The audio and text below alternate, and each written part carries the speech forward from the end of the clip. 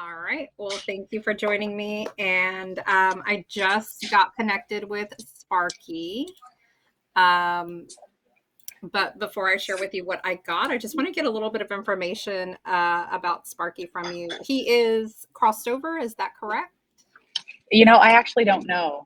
Oh, That's one of okay. the things. I just don't know. Um, Okay. I know the last time I saw him, and and that's about it. Okay. Okay. So, yeah, I can touch on that. We can figure that out. Do you know how old, do you remember how old he was when the last time you saw him? I feel like he probably would have been like 3. Okay. And how old was he when you adopted him? Uh, Maybe like 1. One. Okay. 1 year adopted. And did he live with anyone else other than you, other humans and animals? Before I got him, yeah, he did.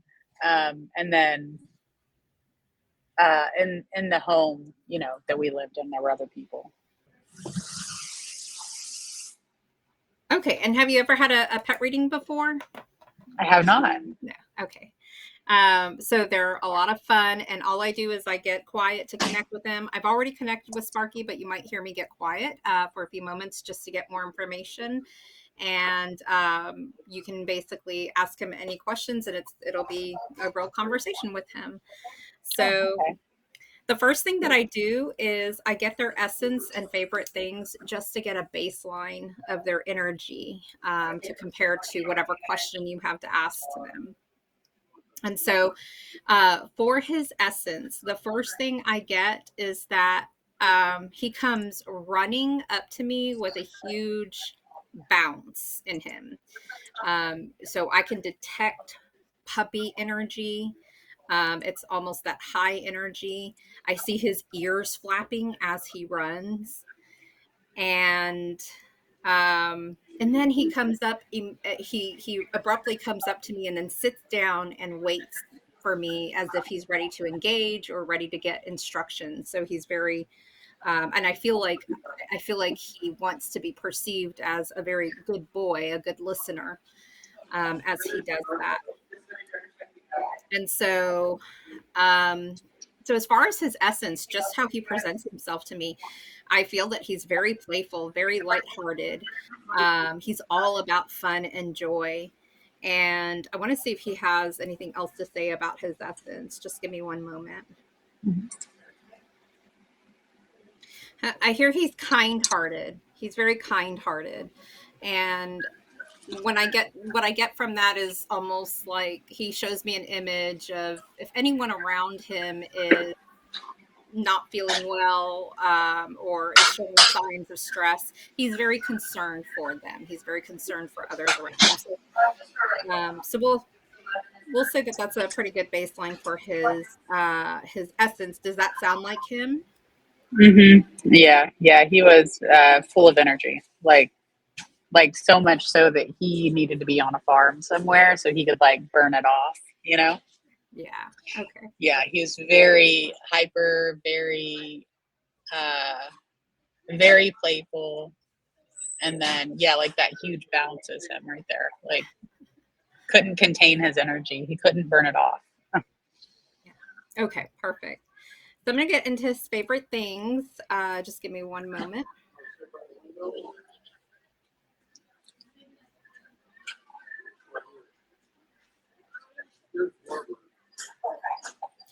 So the first thing he shows me is him pulling. When I ask him, "What is your favorite things when living with Laura?"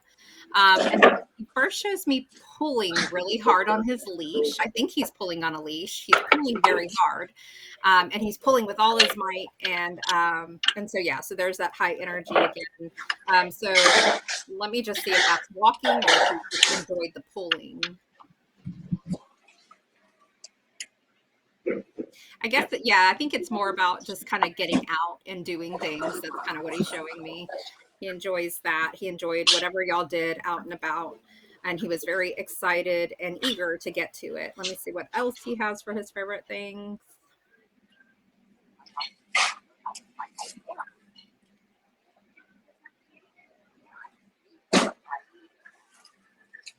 He shows me some downtime with you.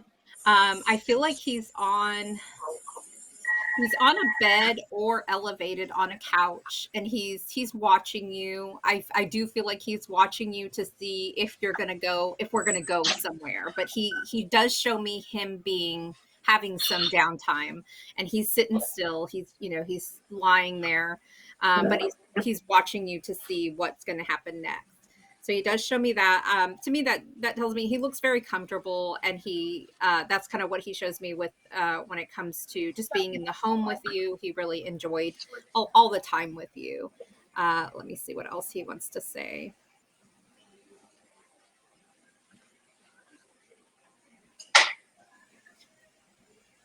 There's someone. Okay, so it seems like he's showing me someone that maybe a male, but just someone really tall that would like get him very excited, almost clapping.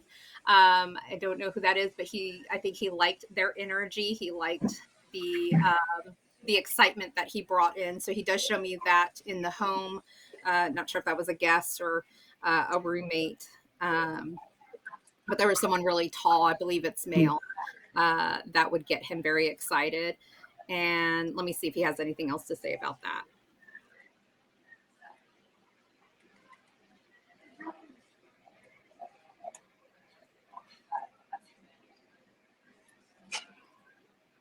I think that's pretty much it. He does show me like looking at you right afterwards, after that engagement. I almost feel like he's waiting for you to get excited about the person clapping. And he's kind of waiting, looking at you, just kind of thinking, okay, well, what are we going to do next? He's got all this excitement. So yeah, that's what he's showing. That's his favorite things. Does that sound about right? Yeah, yeah. Yeah, he could not be contained. So like anytime the door would open, it was really hard to keep him in. Like he had like Jack Russell energy, but much more hyper. So he would just bolt right out the door. And eventually we were just like, I hope he comes back, because he he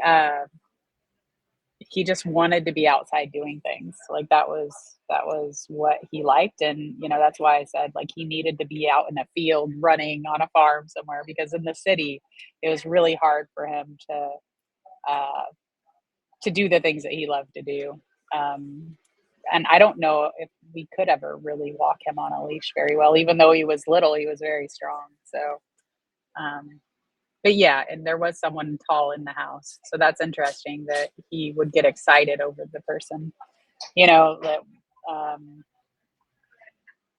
uh, my boyfriend at the time was pretty tall, but he didn't really like animals either. So I was surprised by that. But Sparky was excited about everything, pretty much. So, Okay. and then the other thing that you said is the downtime. Like that was the only time that you could like really almost bond with him, because otherwise he wanted to be doing something else. But when it was bedtime, he was just like a solid log, like a rolled up, pudgy, dog, and he would just snuggle right next to you and he was fine. But first thing in the morning, he was going crazy again. So Awesome. Okay, perfect. So let me go ahead and touch into whether he's alive or not right now. Let's just see. Give me one moment.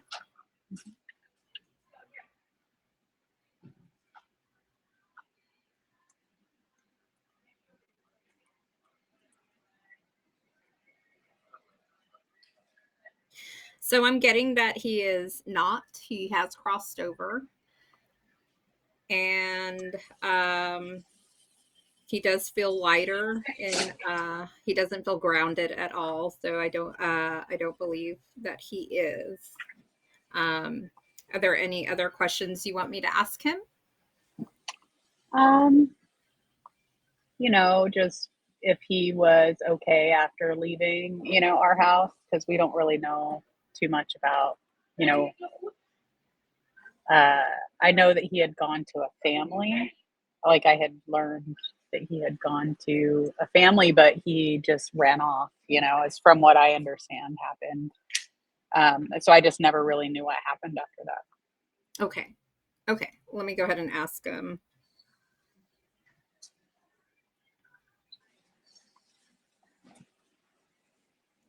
So he doesn't really give much information on whether he was okay, like what happened in regards to what happened. And I usually take that as they don't want us to focus on that. But what he does pretty much, I guess, because now I'm feeling that he is grounded. I'm taking that as he's reincarnated already. So that's kind of what I'm taking that as. Usually, so I don't think he's out of his body and goes in and out. I'm pretty, that usually happens with trauma. So it seems like more like he has reincarnated because he did feel very light at the beginning. So let me just get a little bit of information from him on that.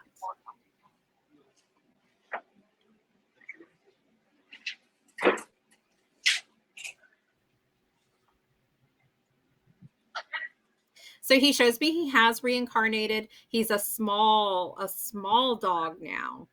Kind of a white dog, little tiny white dog. Let me just make sure. Hang on.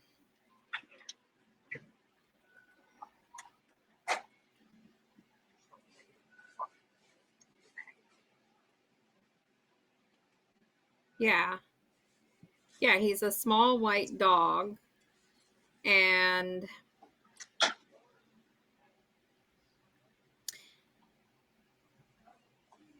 I kind of get the sense that his lifespans are not really that long, at least between him being Sparky and now him in this other dog's lifetime. For whatever reason, we could probably go into the soul contracts of that, but there's something when it comes to him spiritually growing. There's a short lifespan for some reason in both of those lifetimes. Um, so that's what I get. Would you like to know anything else? Anything related to your soul contracts or anything like that? Yeah, maybe the soul contract. That would be helpful. I'm not sure what questions to ask because I've never done, this before, but it's really interesting. And I love just learning, like, because you know, we were just together for like, I wish it would be longer, right? So yeah, I'm interested in knowing the soul contracts and, when he came in and what those were with me and or other people that were around. Okay. Okay. Let me go ahead and ask him about that. Just give me one moment.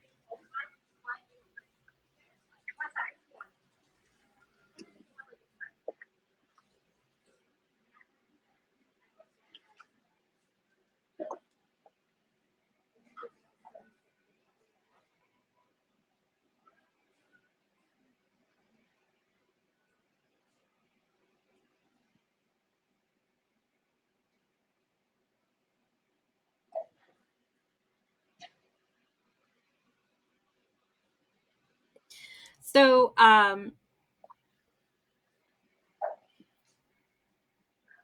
do get a sense of the containment of energy is something that was important for him to learn how to do, and I feel like it kind of it goes back to almost a I guess maybe you could put it in terms of ego, like kind of an egotistic form of not everyone here is here to serve me. Like it was that kind of a lesson that he had to go through. And I feel like he's going through that again. He's still trying to work through that lesson in understanding that others around him are not completely always there to serve him. And to to to meet his that he will have to learn how to contain his energy on his own and to meet that type of energy level. Let me see what else I get. Just one moment.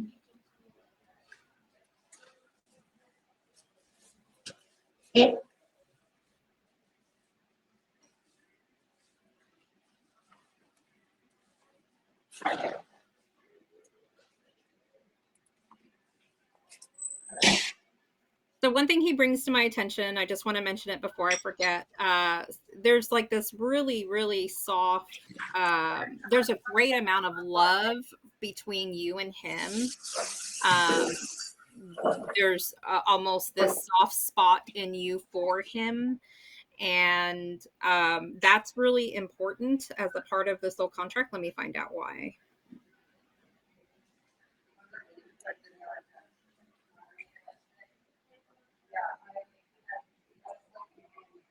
So even with a person that has that much love for him, cannot always serve him all the time, consistently throughout time. Um, I almost feel like this is almost kind of getting him ready to be a more like once he can go through these lessons, he can accomplish or overcome become a calmer dog to serve a human better. Like what comes to mind is almost like like a veteran or someone who has like some kind of medical disorder or something like that.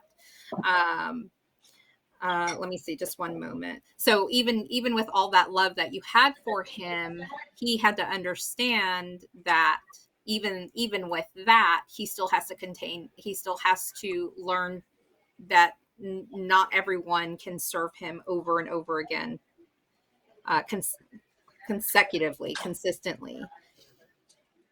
Let me see what else I get. Just one moment.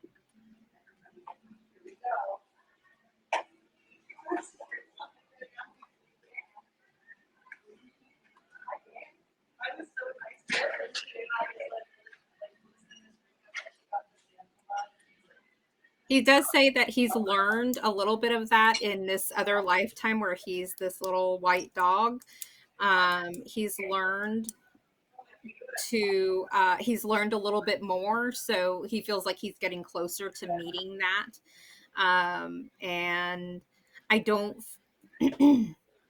I don't know if there's really anyone else. It doesn't feel like it, but it doesn't feel like there's really anyone else that had that had the kind of love that you and him had, that type of bond. Let me see what else he says. Hang on.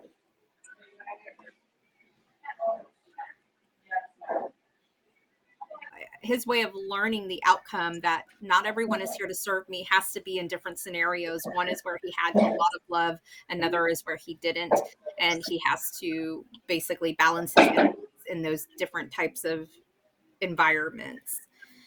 So that was really important that he had that connection with you. Let me see if we can get anything else.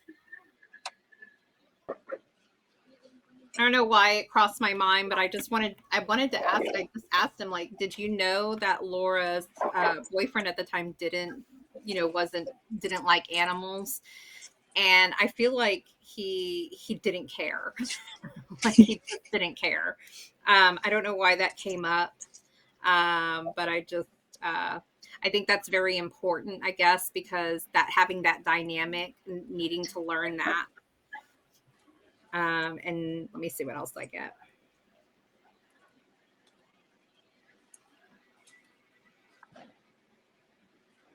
So I feel like there's still a little bit of that uh, high level of mental working energy within him. There's still a little bit of that. Um, and I feel like the end goal, I feel like it's less than what he had in the lifetime with you. But I feel like the end goal is to harness that energy in order to use it in a more productive way with a human that's going to need it in the future. Um, so that's what I'm getting with that.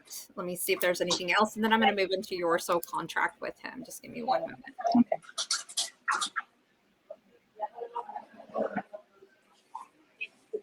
So the first thing I get is that one of the things that you were doing was to recognize that the energy of a pet in general is sometimes a little much for you at that time, and just the responsibility, the commitment of it. So that was one of the things to learn. And Let me see what else we get. I do see you almost meant to having, like, you're destined to have a dog in your life. Maybe one will be coming into your life, and I see you both outdoors together and enjoying nature. Um, for Sparky, he played a role. So what I'm getting is that there's a lot of sadness related to losing some of your pets, including Sparky. That was really difficult, and that was a part of the role that he was supposed to play. Is so that's a part of y'all's soul's contract, is that y'all were supposed to go through that separation, and in order for you to prepare for whatever pet you're going to have in the future, to be able to handle those, process those emotions that are going to come up. Because I feel like it was very difficult for you, um, and it's almost. I almost get the sense that there's maybe a protective barrier that's being placed, maybe subconsciously, where you kind of don't want to go through that again either. So I know I would be a good pet leader. Like, I know I would do well, but there's that time and commitment towards another sentient being that probably can be difficult to balance, can be difficult to manage any questions of guilt or anything like that if you're not able to meet that. And then there's the grief that you went through that may not have been processed all the way, and your goal is to process that before your next pet. It would be helpful for you, whoever this dog is that's going to come in. I believe they're going to be a large part in helping you get balance in life, get balance throughout your day, and experience peace with them. I just right now, I just hear, I can't do it right now. I just can't do it right now. And that's right. That's perfectly fine. So yeah, there's I guess a knowing that you can't, and yet there's this potential for maybe something you ended up setting up in your soul contract, that something is going to happen eventually, where you meet someone else. So it really seems like it has to do with, your contract with Sparky has to do with setting you up for the future. Let me see if there's anything else. Just one moment.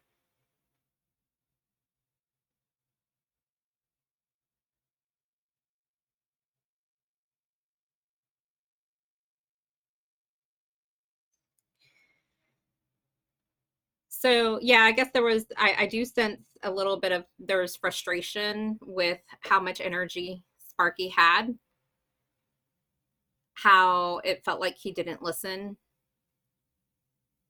or there was no sense of containing, no sense of control, no sensation of control. So there was a lot of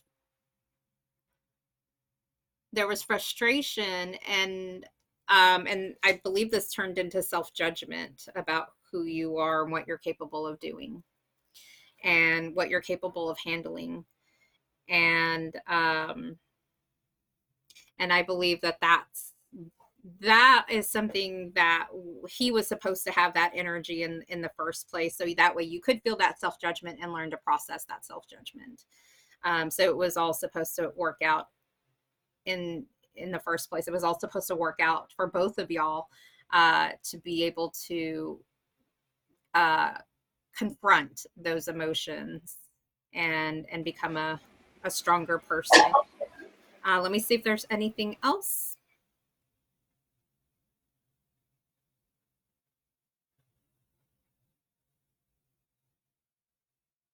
So I hear from your higher self, from your soul, I'm hearing, I know I'm getting closer. I know I'm getting closer to being able to do this. Um, so you feel, so there's progress being made there. So yeah, that's kind of what I that's basically what I'm getting. I feel a resolution for both of y'all getting closer to meeting your soul contracts where you both are right now. And before I close out, did you have any other questions you want me to ask?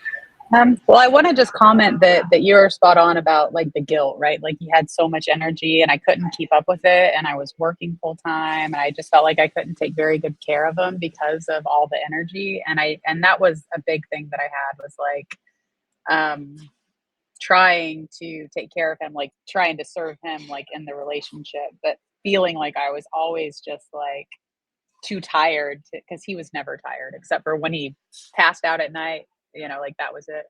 um, but the other question, and the other thing I wanted to say is, I'm not surprised that he didn't care, that my partner at the time didn't like like animals or dogs or whatever, because Sparky didn't really care about a lot of stuff except for like food and running off. Like that was his, and sleeping, snuggling with someone. And I guess the only other question I have is if Sparky has any like soul contract with my daughter, like if there was a aspect there, or if he, has any comments or, anything to say about that relationship. Okay. What's your daughter's name? Peyton. Peyton. Okay. Just one moment. Was she an infant or a toddler at the time, or was she older? She was older. She was 8. I think she was 8, 7. Yeah, probably about 8 when we got him. Okay.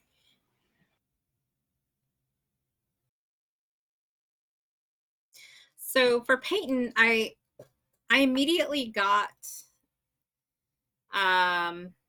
got that there wasn't a whole lot of interaction between the two of them. Let me know if that's right or wrong. I feel like when he looked at her, I felt like he couldn't really engage her, and even though maybe they tried a few times, um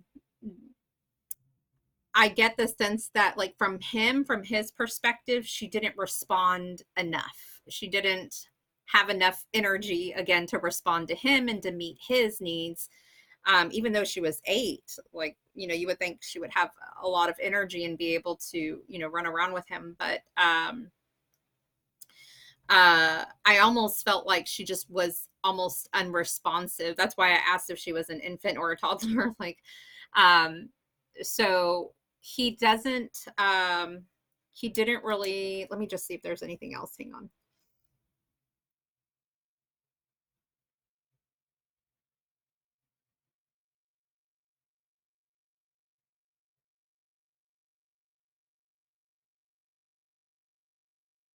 I think he felt like maybe she wasn't, maybe she was, I don't know, I don't think she was necessarily scared of him, or maybe there were times that he had so much energy that it kind of frightened her, but more of, he took it as, she doesn't accept me. She didn't accept me. He didn't care either.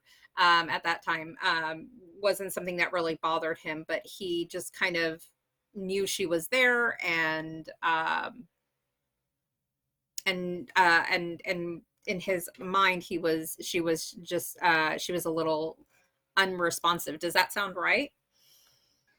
Yeah, I mean, she's got her focus on certain things, right? So that makes sense. Like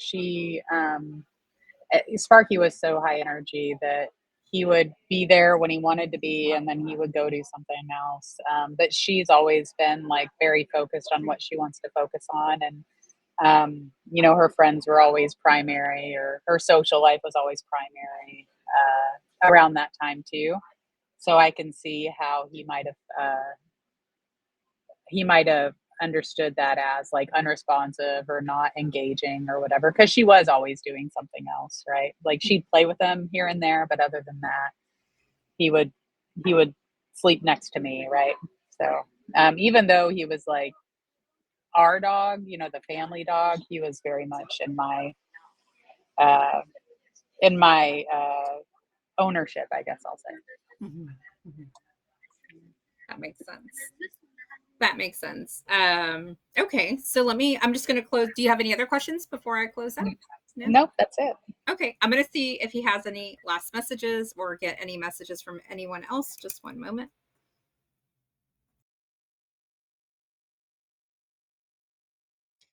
Um, so Sparky is saying that I feel like he's directing me to the dog that you're going to have. The image I get is a darker dog, a little bit long haired, not too short of a hair, um, larger breed, or close to the size of Sparky. German Shepherd comes to mind, but what Sparky is kind of telling me is indicating that he's going to look like me. And then when I look at the image that I'm getting, I feel like, well, he kind of has like longer hair. And so this could just mean that he's going to have a lot of essence that Sparky did. And so my mind immediately goes to, oh, is he going to have high energy as well? And kind of what I'm getting is that the answer is, regardless of what the answer is to that, you're going to be able to manage it. It's going to be manageable. It doesn't seem like it's going to be unmanageable. So that's kind of what I'm getting. But he did want to direct my attention to, he's going to remind you of me. So. Okay. Yeah, I love that. Yeah, that sounds right on track, actually. Awesome. Yeah, he loves you very much. I can tell, like, he keeps directing me to the love and the bond that you two have. I can't really pinpoint anything in our verbal communication when it comes to expressing it, but I can feel it. I can very much feel it, and that bond was so important to the both of you. And like I said, he was ready to talk to you and say hi to you. So. No, that's awesome because he's missed. So it's good to know that he's happy and doing his thing and living his life. So. Yeah, he is. Yeah, let me go ahead and tell him thanks, and just give me one moment and I'll close out. Sure. Okay. Yeah. I told him you miss him, and he's very confident that I feel like he's very confident that he's connected to you. He believes that I don't know if you know this, but he's connected to you. He's very close to you. So yeah.